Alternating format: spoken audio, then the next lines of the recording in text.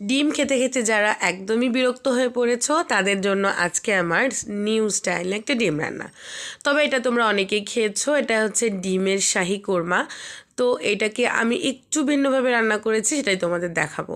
ডিম একদম ফুল বয়েল হতে হবে, ভালোভাবে বয়েল করে নিয়ে খোসাটা ছাড়িয়ে উপরের অংশটাকে আমি এইভাবে কেটে নিয়েছি। এইভাবে কাটলে ভেতর পর্যন্ত মশলাটা ঢুকে খেতেও অনেক ভালো লাগে। তো কড়াই নিয়ে নিয়েছি, কড়াইটা গরম করে পরিমাণ মতো তেল দিয়ে জাস্ট লবণ দিয়ে আমি ডিমগুলোকে ভেজে তুলে রাখবো। খুব ভাজবো না, হালকা করে ভেজে তুলে রাখবো। ওই তেলে আমি দিয়ে দিয়েছি পেঁয়াজ। তেলটা কিন্তু আমার অনেকটাই বেশি হয়েছিল, পরে আমি কমিয়েও রেখেছি।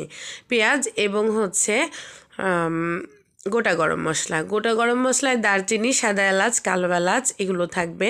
আর দিয়ে দেবো কিছুটা কাঁচামরিচ। আমি একটা বাটিতে নিয়ে নিয়েছি টক দই। এটা ফ্রিজে রাখার কারণে আসলে মানে পাতলা হয়ে গিয়েছে। তো তোমরা চাইলে এখানে কিন্তু লেবু, চিনি দিয়ে দুধ দিয়েও এইভাবে করতে পারো।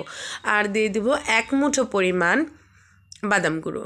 তার সাথে লাগছে আদা রসুন বাটা, পেঁয়াজ বাটা, সব কিছু দিয়ে একসঙ্গে আমি মশলাটা খুব সুন্দরভাবে কষিয়ে নেব।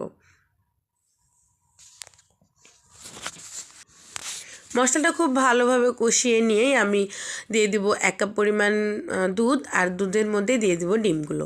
এরপর ডিমগুলো দিয়ে খুব সুন্দরভাবে একটু কষিয়ে নেব। তারপর আবারও একটু দুধ দিয়ে আমি বেশ ফোটাতে দেব অনেকটা সময়। তারপর কাঁচামরিচ দিয়ে দেব উপর থেকে ভাঙা ভাঙা, মানে একটু মাথাগুলো ভেঙে ভেঙে ছড়িয়ে দেব যেন হালকা হালকা কাঁচামরিচের ফ্লেভারটা বেরিয়ে আসে।